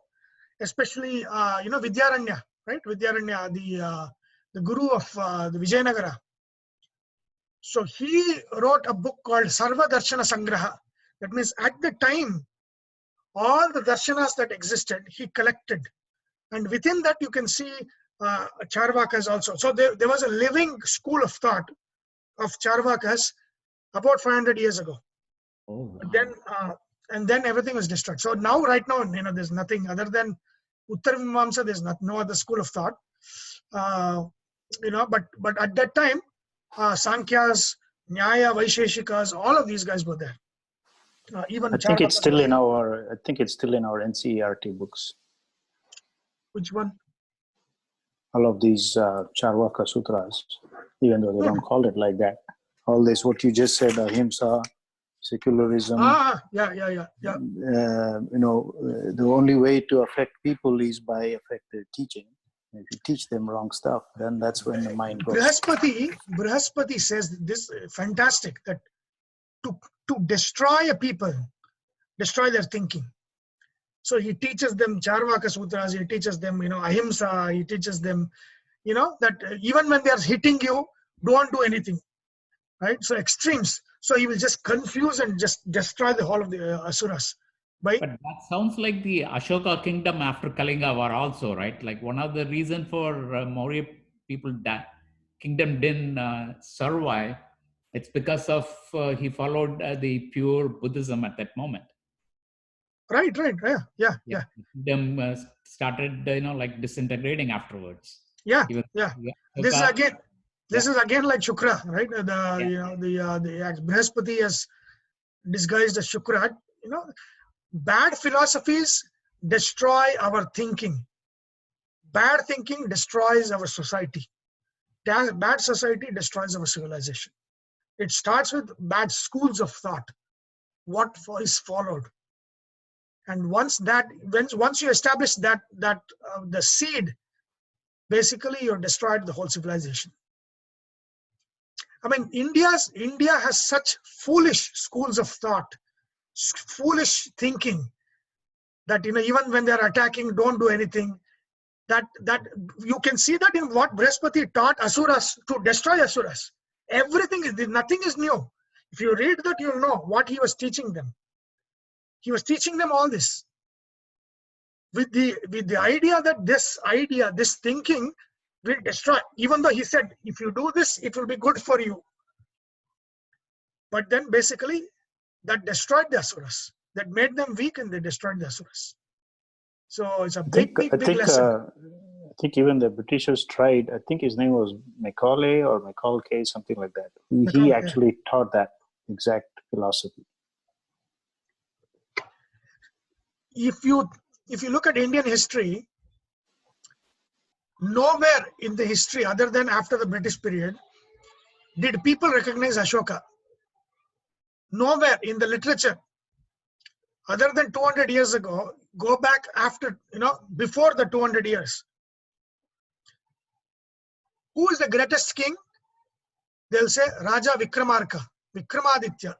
So Vikramaditya was in the recent times, of course, Yudhishthira and all of those guys. But in the recent, 1,000, 2,000 years, not 1,000, but 2,000 plus years, who is the greatest king, of whom the era, Vikramashaka is also named after him. Who is the greatest king? Vikramaditya. So even in Buddhist texts, Ashoka is not mentioned, Sunil? No. Ashoka is not even considered a king. He was. See, Indian history of today is a concocted history, which you will not find 200 years before. Who is the greatest king 200 years ago in the society? Vikramaditya. Every great king, if you look at all great kings, they would name themselves Vikramaditya. Vikramaditya is everywhere, right? In all dynasties, there will be one Vikramaditya. So Vikramaditya was recognized as the greatest king in the recent past of 2,000 plus years ago, right? Ashoka is a concocted history. You don't find Ashoka anywhere. And this is like that the Niti, the Brihaspati Niti that he taught the Asuras, is destroy. See, you can destroy the people by destroying the ideals that you hold, by destroying the heroes that you hold. If you hold these kinds of people as your heroes, what kind of society will you form, right? Show me who your hero is, I will tell you who you are. That's what works, right? Who do you hold in high esteem? People who have fought and given their life, or do you hold in high esteem people who have done these kinds of things? I think you gave example of role model in one of the class. Exactly right. In the 3rd chapter, we talked about role models. Who your role model is will determine who the society is going to be. And look at all Indian role models in the last 200 years. Pathetic. The real role models are swept under the carpet. All of these guys are concocted, and then we think that we are the guru of the world. No. So this one has a very big lesson for all of us. Very, very big lesson for all of us. Because the Brhaspati, who is the Deva Guru, he's also the creator of Brihaspati Sutras, which is the Charvaka school. And this is what happened. He taught them this to the Asuras and basically destroyed the Asuras of that time with wrong thinking. Good? Very good. Sunil, what is that Swaha? Kacha and there is Swaha? Swaha, yeah. Agni Patni, Swaha. Okay. Thanks. There are two, right, Sunil? Swaha, and there is one more Patni, right? Agni has two Patni, Swaha. Swaha and Swadha or something like that. Right? Swadha is actually Pitru Patni. So, which reminds me, when Draupadi marries 5 husbands, right? And then they come back to Drupada for blessings. And he's like, what? This is unheard of. What is this? Girl marrying multiple husbands. What is this? It never happens. I cannot give my blessings. Because Arjuna won. Draupadi, Arjuna has to. And then, Bhima also fought. So maybe Bhima Arjuna has husbands, but 5, no. Right? I cannot bless this. And then Vedavyasa comes there. Vedavyasa, see, at that time, Vedavyasa was the Paramaguru. His word, if he says this, do this, everybody will accept at that time. Vedavyasa says, this is not new. Different age has different dharmas.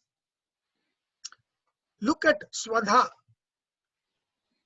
All the Pitrus, the main Pitrus, they have one wife, Swadha. Look at Ashwini Kumaras, Nasatya Dasara, 2 husbands, 1 wife. Right? Ushas. So he says, no, that also, there is also that. But then he says, look at Draupadi. In Draupadi, there are 5 Devis.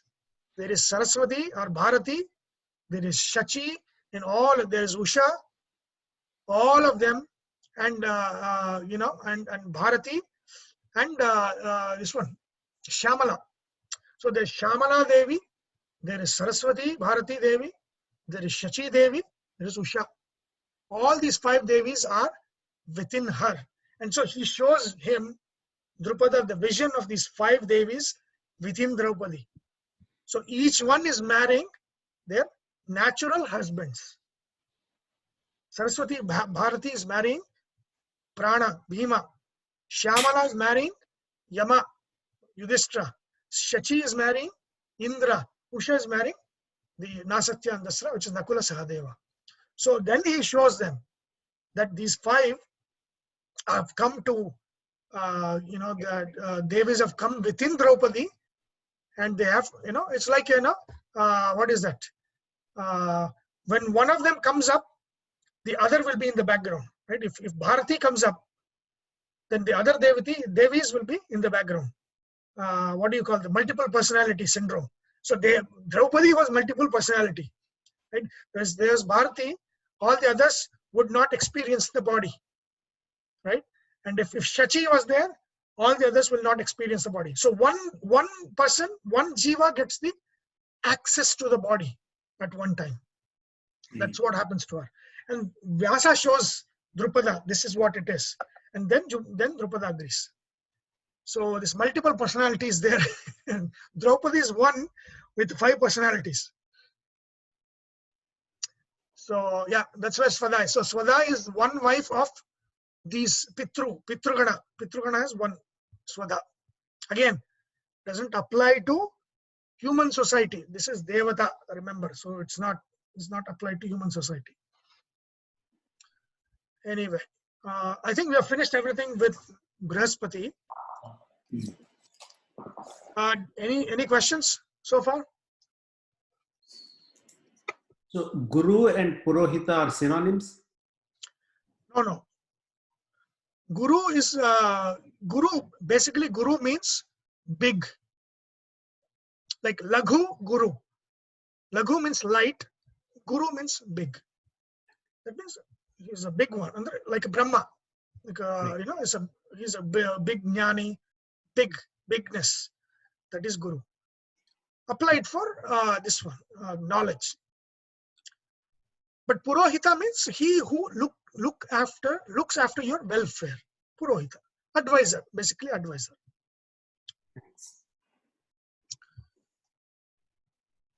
Okay, so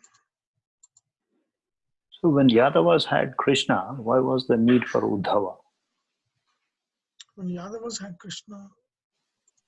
So I couldn't understand why the I guess I maybe need to read that Uddhava Gita. Is Uddhalaka same as Uddhava? Is the same? No. No. Okay.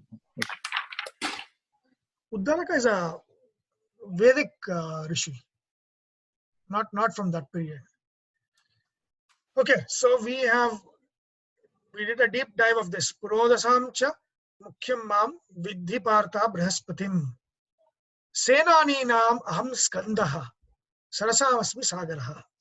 So among the Senanis, among the generals, the warrior generals, he says, I am Skanda. That means I am in Skanda as Skanda, the Abhimani Devata of Skanda. So who is the Skanda? Son of Shiva. Okay. And I think Raju has read one time, Sanat Kumara is also Skanda. He's also the general.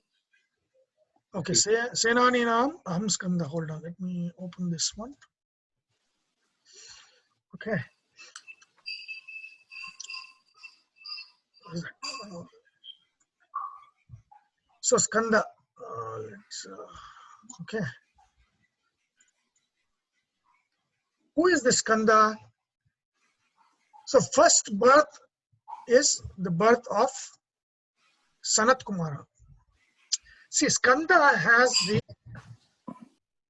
the distinction of being the son of Brahma, Vishnu, and Maheshwara. All the three. So as Krishna's son, Pradyumna, Krishna has a son by name Pradyumna. Pradyumna is nothing but Skanda. Krishna's son Pradyumna is Skanda.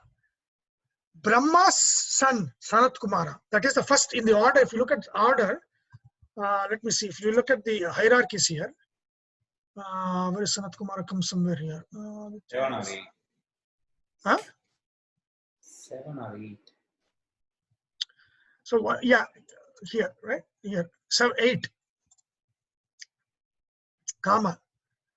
So Kartikeya, Sanat Kumara, and Kama. Okay. So then who is the Skanda?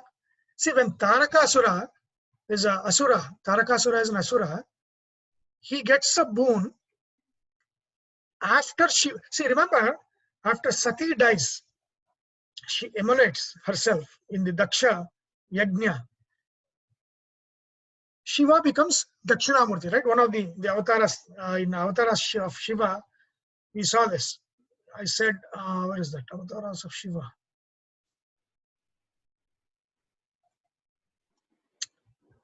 Right? Here, Urdhvaretas. Vairagya, right? He becomes Dakshinamurti. He's left the world. So Dakshinamurti becomes Dakshinamurti.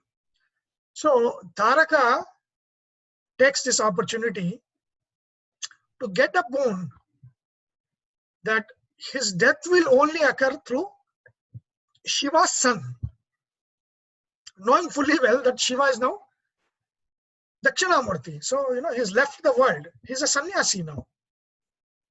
So he's a sannyasi, so there's no question of son for sannyasi. And therefore, he becomes, invincible. And so he, of course, he creates havoc, destroys the devatas. All of those things happen. And then that is when the devatas are like, we need to make, we need to have this Dakshinamurti come back to life again, and marry. Parvati is there. Parvati is ready. Sati has come back as Parvati and she's ready to marry. But this, Shiva has become Dakshinamurti. How do we make him come back from this, his Vairagya Rupa, and make him marry Parvati? That is when they try this idea of sending Kama, right? Kama is like Indra, right? He's at the level of Indra. See, Manas, the Adhipati of Indriyas is Indra, right? He rules the Manas in the sense that the Manas, where it is yoked to the Indriyas, that part of Manas is ruled by Indra. The desires that we get in Sankalpa, that we get in Manas, that is ruled by Kama. When we say Kama, there is multiple rulers of Kama. One of the big rulers of Kama is desire. Is Kamadeva. Kamadeva rules that. So he is on par with Indra at that level of yogyata, capacity. So that is when they think that, let us send Kama, who is going to induce love in Dakshinamurti, so that he falls in love with Parvati. But, something different happens. And then Shiva opens a third eye and Kama is burnt to death. Right? In that form. Of course, Kama is still there, but Kama is burnt to death at that point. And then what happens? Then the devatas, request Shiva, and then he marries Parvati. And the same Kama that Shiva had burnt, he is born and has his son Kartikeya. So Kama that he had destroyed, burnt with his third eye, becomes his son Kartikeya. Okay, and then he destroys, he kills Taraka, and then he becomes the general. In Indra, the Devata army's general is Kartikeya, and he is equal to Indra in power. So not only that. Remember, I think who is that? Sahana put this, right? In the story of Ambarisha, the Sudarshana Chakra, it chases Durvasa Muni. Remember, I said, there's a big connection. So what is the connection? If you look at that, Vishnu's Sudarshana Chakra is again an avatar of Kartikeya. That Sudarshana Chakra that he holds, right? The chakra. Who is that? It is not a thing. The chakra is not a thing. It is a living. It is Chetana. None of the things that Vishnu is wearing are things. It's not a gold plated. It's not. It is Chetana. Skanda becomes the discus. Sudarshana Chakra. Sudarshana Chakra is nothing but Skanda. Durvasa is Shiva. So Sudarshana Chakra chasing Durvasa is Kartikeya chasing Shiva. Again, it's all a play. It's a drama, right? It's just a drama. But he becomes Vishnu's Sudarshana Chakra. And then Bharata, right? Rama, Lakshmana, Bharata, Shatrughna. Who is Bharata? The brother of Rama. That is also Kartikeya. It's also Kama. Right? And then Krishna had Pradyumna through Rukmini. Rukmini or Rugmini? Rugmini. Rugmini. It's not Rukmini. That's wrong. Rugmini. R-U-G. Rugmini. Krishna had Pradyumna. Kartikeya born as Pradyumna. Pradyumna was the most beautiful, handsome person of that time. Kama, right? Is Kama born as Krishna's son, Pradyumna. Then Krishna's son through Jambavati. Do you remember who Jambavati is? Jarasanta. No. Jambavan's Jambavati daughter. is Jambavan's Jambavan's from Ramayana. Yeah, but how is she married to Krishna? Oh, that Samantaka story where Mani, the right? Samantaka gem. Samantakamani, right? During Ganesha. Correct. During Ganesha, right? You know that Krishna goes and then The cave, yeah. right in the cave, and then Jambavan. Can you tell the story? I don't know that, please. Yeah. Oh, you have to know, otherwise the Chandra Darshana dosha will come.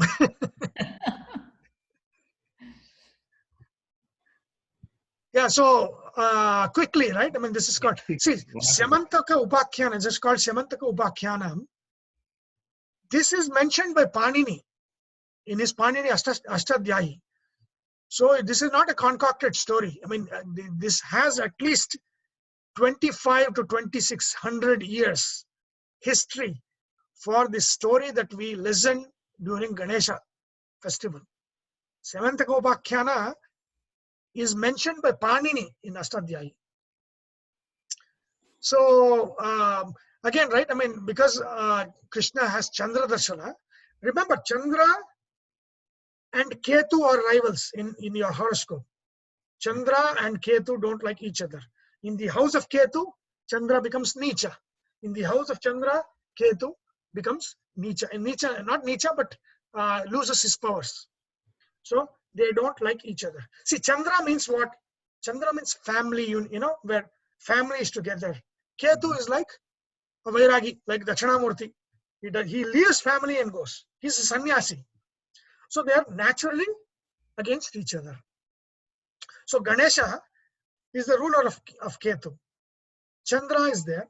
Ganesha and Chandra have this problem. Because when Ganesha, you know, falls down, I mean, this is a Puranic story, falls down from his mouse, then Chandra, it said that Chandra Deva laughs. And then Ganesha becomes very angry that, you know, he's because of the arrogance of Chandra. He said, I am the most beautiful. You know, Chandra says, I'm the most beautiful. And then he's like, look at you falling down, and you're this big guy going on a mouse, and then you know, he makes fun of him. So, you know, Ganesha is called Ekadanta. Mm-hmm. Yeah. He removes one of them, Yeah. one of the dantas, and then he throws at Chandra. Oh. Not remove, but he cuts. Mm-hmm. And that's why he's Vakradanta. Vakratunda Mahakaya, right? Vakradanta is, he cuts it and throws it at Chandra. And then he curses Chandra. And he says, whosoever sees the Chaturthi Chandra, which is the most beautiful Chandra. The third day. Fourth. Chaturthi Chandra will have the curse that they will be falsely implicated. Right? That curse. But because Krishna sees Chandra on a Chaturthi, that curse gets on him. I mean, of course, again, this is a drama. And then it so happens that the king at that time, Satrajita, so he gets this the money, the Samantaka money, that gives how much ever gold you want, right? If you pray to Surya, it gives you the gold. And he would have given it to his brother. I forget the name of his brother. And so his brother would be wearing this. And one day he goes for hunting, and then he is killed by a lion during the hunt. And the lion takes that body, and with the money, and then the lion is attacked by Jambavanta, the bear. And the Jambavanta takes my money and goes back to his cave and puts it to his child, the baby, as something, you know, as a play toy. And Jambavati, his daughter, is playing with the child. And then Krishna, at this time, Krishna gets the the bad name that for the money he has killed, and then people accuse him of killing, and so then he gets told that because of the Chandra Darshana you get this, you have to go figure this out. So he goes alone. I mean, he goes with his friends, with the other Yadavas into the forest. They see that this guy has been killed by a lion, and then the lion was attacked by a bear, and then they look at the footmarks, and then they go to the cave, and then he leaves all the other Yadavas outside the cave, and Krishna himself goes inside, and then he fights with Jambavan, and then finally he shows his Rama form, and then Jambavan gives his daughter Jambavati and the Samantakamani. So now that you have listened to this, your Chandra dosha will go away.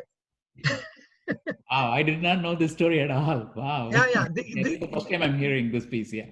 Yes, and this is the story you have to hear.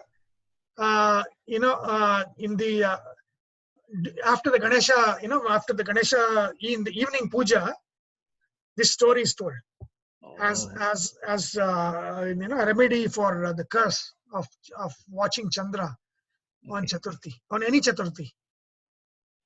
Wow. Okay. Yeah. Thank you so much. Yeah. Okay. So somebody has put it here. So it's Prasena. Prasena is the name of his brother. Satyajita's brother is Prasena. Prasena wears that, and Prasena is killed by the lion, and then Krishna recovers that, brings it back. Right. So that is so Jambavati has a son. His name is Samba. Samba, right? And he is also son. This one, Kama or Kartikeya. So many. Pradyumna, Krishna's son. Sanat Kumara, Brahma's son.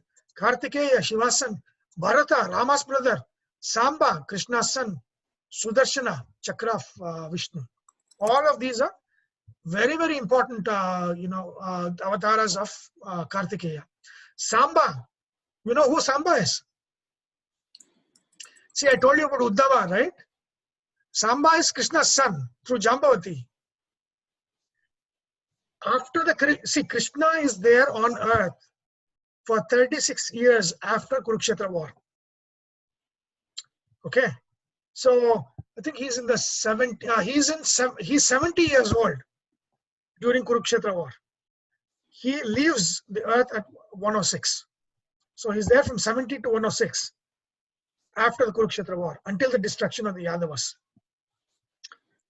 So when everything is done, Yudhishthira is established in Indraprastha, and the Yadavas are back in Dwarka, and Krishna is there in Dwarka and all that. Once some rishis want to go visit Krishna in Dwarka. Again, when your destruction is imminent, you do bad things. What the Yadavas do, it's because he's Kama, right? Samba looked very beautiful, just like Pradyumna was very beautiful looking. Samba looked very beautiful, and he looked like a girl. Like if you put girl's dress, people would mistake him for a girl. So he has that like a girlish beauty that he had, Samba had. So what these Yadavas do, they dress him up like a girl. Samba, this guy, Jambavati's son. They dress him up like a girl. They put something in his belly, so that he looks pregnant. And they go to the rishis who are coming to the Dwarika, and they're like, just to make fun of the rishis. They say, hey rishis, I know that you can see future, you can predict all of those things. Can you predict whether the boy, the womb has the fetus of a boy or a girl? I mean, they just put something to make it look like a pregnant lady for Samba. And of course, these rishis have Divya Drishti, and they know what is going on. And they say, this has a musala. Musala is the rod that you use, right? So this has a musala, which will be the cause of destruction of the Yadavas. Yadavas will be destroyed by this musala. Suddenly, all these, all these Yadavas were making fun of this Rishi, get very scared. So they run and tell this to Ugrasena. And then they're like, oh, what happened? This, they come up with a solution. Let us smash this Mushala into pieces, grind it into pieces, throw it in the ocean. Let's throw that in the ocean. And then, once you throw it in the ocean into pieces, what can it do? Nothing, right? So that they grind the Musala and then they throw it in the ocean. And then, of course, like every thing that you try to avoid will be the cause of your death, right? Just like Yudhishthira, I'll come to Yudhishthira, let's not detour here. So they throw that in the ocean, and then whatever you put in the ocean brings it out on the shore, right? So it will bring it out to the shore, throw it out on the shore, and these becomes all this grass is grown, the darba grass. All the grass is grown on these pieces of Musala. They become big grasses. And then there's one big piece. A big fish will swallow that piece, right? And then one of the fishermen catch that fish. I mean, look at the connection of events. I mean, this is a mind-boggling connection of events. Fishermen catch that fish, cut it open. There will be this piece of Musala. They have a hunter among them. They give that piece so that he makes it the tip of the arrow. And then when he goes to the forest, he thinks there's a deer that's sitting there and shoots. And that hits Krishna's feet and ends his avatar. So, I mean, these are the things, how these things connect each other, right? I mean, this is, if you look from a big picture, they grind it, they think everything, the problem is gone, but then, it comes back. And then the Yadavas take the same, the grass, and they use that as the weapon to kill each other. So that is the cause of their destruction. Whole Yadava kingdom is destroyed through infighting. And the Musala becomes the source of that infighting. It will turn into swords, and they kill each other. And then finally, the ocean goes over Dwarika, and Dwarika is gone. Right? And so the whole of the Yadava thing is erased at that time. So that Samba is that son of Krishna. That is the one who acts as if he's a pregnant lady, and from him comes that Musala, that rod, that will become the destruction of the Yadavas. Yadavas are destroyed, and Dwaraka submerges, never to be seen again. So that is the story. And which reminds me, right? I mean, this trying to avoid, right? Like Yudhishthira, like I said, right? So we were talking about Rajasuya, right? Shishupala is killed in the Rajasuya yajna by Krishna. And then what happens? Yudhishthira is very, very concerned. He's like, it's a bad sign. It's a bad omen that there was a death in a very, sacred event like this. And then he asks Vedavyasa, why did this happen? Then he said, this is an omen of a great destruction that's going to happen in 16 years. Vyasa says, in 16 years, there's going to be a great war which destroys hundreds of thousands of people in this country. And then what Yudhishthira does. He takes a promise, Shapata, he makes a promise, an oath, that I will not fight with anybody else. If somebody calls me, I will say yes. I will say yes to everything, all requests. I will make sure that I don't fight anybody. And what happens?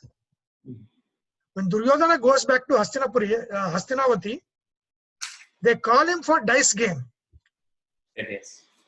And he is unable to avoid it because of the oath to prevent this war. which will become the cause of the war.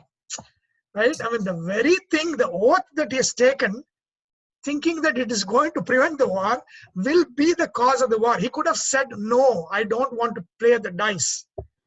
But he says yes, because he thinks, I should avoid fighting on these small things. I should avoid all of those things. Just a dice game they're calling. Let me go. When they say, put your kingdom, let me put. Why fight with them? Why fight with them? Finally, that becomes the cause of the Kurukshetra war. It's an instrument. So man's intelligence is very limited. It's what we do to avoid becomes the cause of the very same thing. And a lot of Purana stories, that's beautiful, that connects these small pieces of stories of how things transform and connect and all of those things.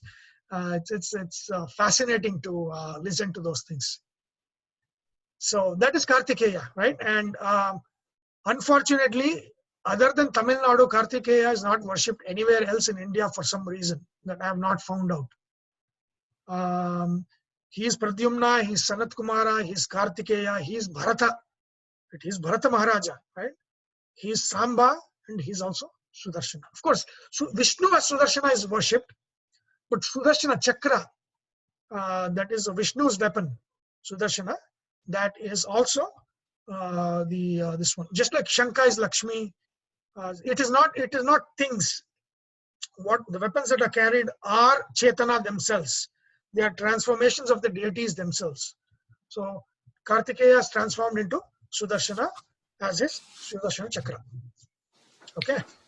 Sunil, I also heard that Bharata is also kind of like incarnation of the Shanka of the Vishnu. Is that correct? The Chakra of Vishnu, that is this one, Sudarshana. No, like Bharata, he was actually an incarnation of Shanka. That's not true, because he's the incarnation of Sudarshana and Kartikeya. Okay. Yeah. Shatrugna and Bharata, Shanka Chakra. Okay. Yeah. Okay, anyway, so these are all the different avatars of Skanda, who is a very important deity. And of course, he's a warrior deity. He is the presiding deity of Mars, the Graha of violence. He's the presiding deity. Skanda is the presiding deity of Kuja or Mangala. But also, he is the same who is Kama, who was burnt by Shiva, but then he becomes Kartikeya of Shivaputra, and also Agniputra is also Agniputra. Shanmukha, all of those things are the same Kartikeya. Bharata, Samba, Sudarshana. Okay, so he is the warrior. The ultimate warrior of the Devatas is this guy, Kartikeya, Skanda. So we are at 12, almost at 12:40. I know we have covered a lot of stories, a lot of ground. Brhaspati, different stories, and then Skanda stories. And Charvaka. And Charvaka, which is Venki's favorite. India's favorite right now. India's favorite, yeah. So secularism is, it is a Brhaspati Tantra. It is the, it's like the medicine. What do you call that? The medicine that is a cure-all. Panacea. No comment. Panacea, yeah. The cure-all of all of the, ills. Here in this case, it's the destroyer-all. Everything is the India's philosophy of this loser philosophy. Anyway. So, any question? Any questions of any of the stories? Anything? I do have to say, Sunil, is every class, not intentionally, but I do get pretty sad after every class. Why? Why are you sad? No. We don't know all this stuff, and then here we are learning all these books, history books. You should be happy, right? That you're learning. Now I'm happy, but it's a little. It's one of those it's not things, too right? late. Like, we always think we know, But then at the end of the class, we know there are so many things we didn't know. Like, oh my God, like, there is so much more to learn. If you're, what Sunil says, right? So if you're following, I'm not sure, Ilamko, right? Yeah. So if you want to listen Velukudi Krishnans, he covers, he goes same line with what Sunil is talking about. Yeah, I got that thing. I'm going to register. You listen to his Mahabharata thing. His son also teaching it. That's why I put it that. Yeah, I saw. Now, see, there are two kinds of teachers you can see. One is they will simply teach, right? The other one is basing it on the Shastras. Yeah. Reading the shlokas from Mahabharata, Gita, Upanishad. That is more authentic. You can, see, many of the people will, you read 10 books, American bestsellers, you will see that philosophy that Indians are copying. It's the same thing that these guys are saying, they are saying. Right? They're putting it in Hindi and then making it as one kind of philosophy and somehow connecting it to Vedanta and all of those things.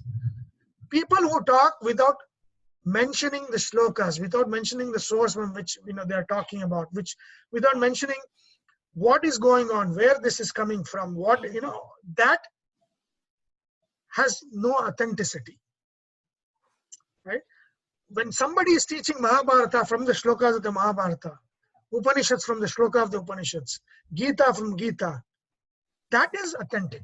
Right? Anybody that teaches that way from Bhagavata, that they are doing the right kind of teaching. Because like what Vivek Devroy says, that is the unabridged, going back to the source, reading the source in the original, understanding from the original. There is nothing that can match it when you understand from the original.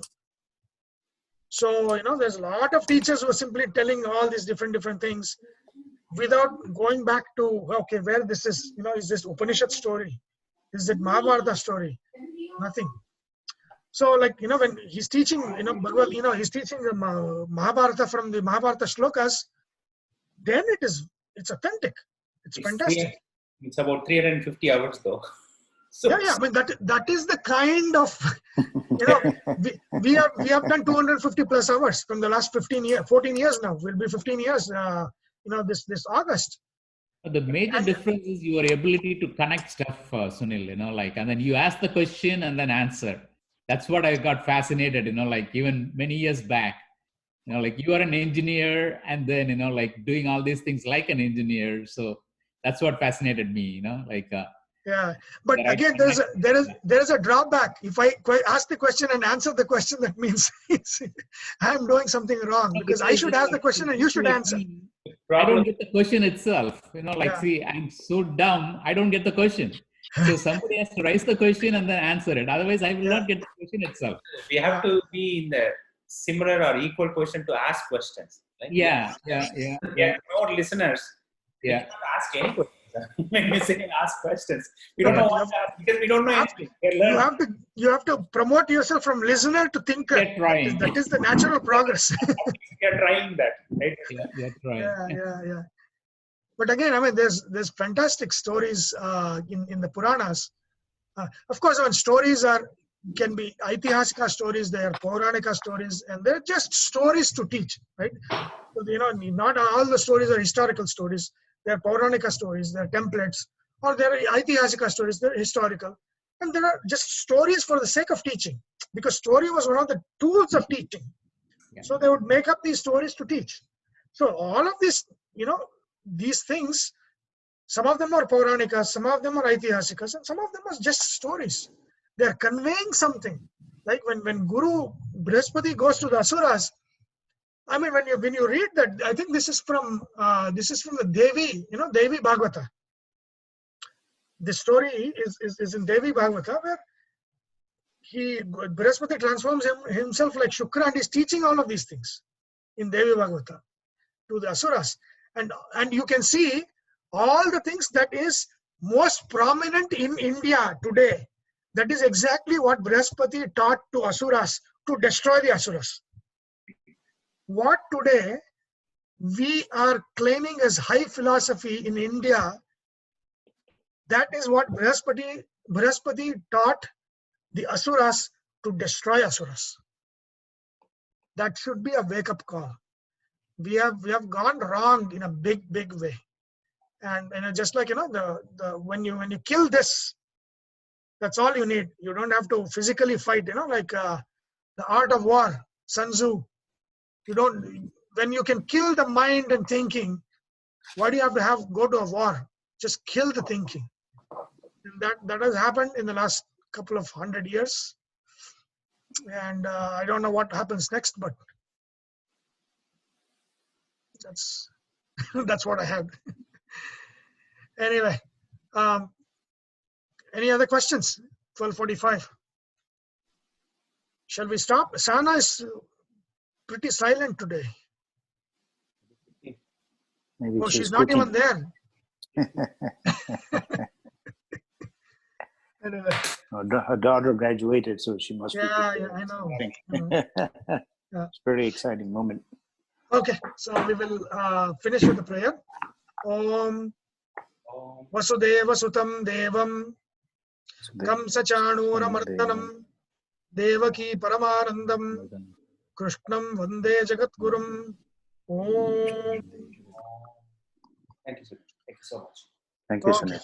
So next week we will take up the final portion of this shloka about Sagara and how it got the name Sagara, why it got the name Sagara, and then we'll look at the other stuff.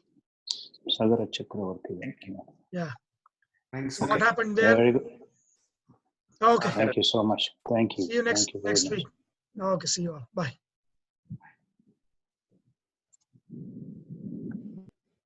Thank you. 20.